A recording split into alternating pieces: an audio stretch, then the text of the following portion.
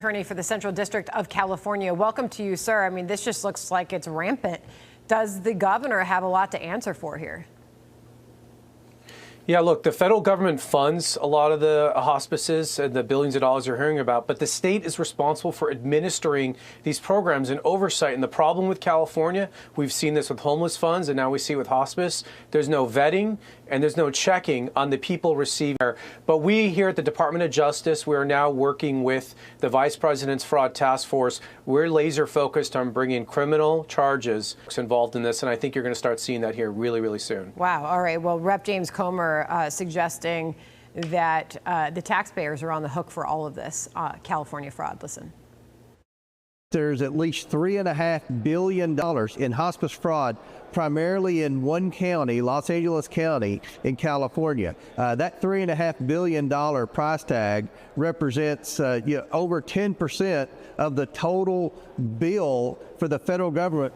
So what efforts are being made to make sure that taxpayers aren't on the hook for this?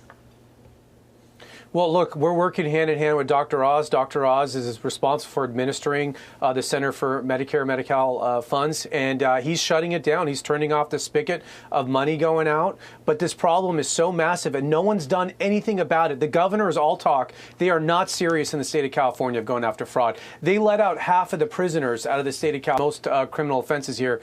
They are not serious about crime. So the federal government's stepping in, and when we charge you, you're looking at serious prison time. And the only way you're going to get deterrence, Sandra, getting handcuffed, arrested, and convicted and sentenced to long prison sentences. Yeah, and that's massive momentum here. This is Jason Miller on Fox Business last night talking about Secretary Bessent's latest initiatives to track down fraud and just how Secretary Bessent is setting the rat trap, and I think it's going to snap in a massive, massive way. We're taking it nationally, and I think we're going to bring a whole lot of new folks out from the shadows will be able to catch them.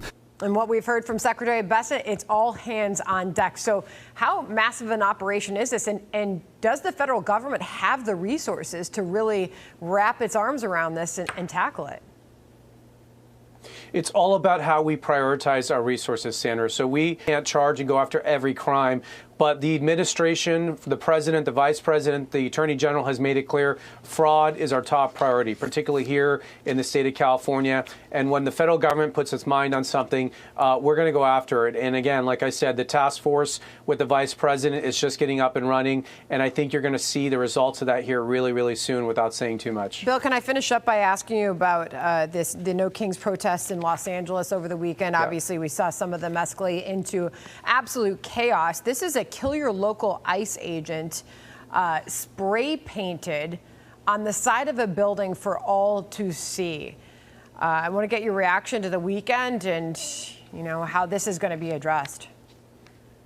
Yeah, it's absolutely disgusting. And this is what our agents, our brave men and women who are out enforcing immigration laws here have to deal with on a day-to-day basis. A lot of these agitators are enabled and encouraged by the political class here in California. But I want to be clear, what you see on your screen right there is a federal crime. We are looking for, and we will find that person, and they will be charged with a federal crime. We have charged more than 100 individuals with assaulting or impeding federal agents here, and we'll continue to charge people. And yes, we are convicting them, and we just convicted two ladies for stalking immigration officers who were going home from work. So it will not stop, Sandra, just like the fraud. It's not going to stop till people get arrested and go to prison because they don't think this is serious, and it's very serious. Bill, thank you very much for being here today and for the update.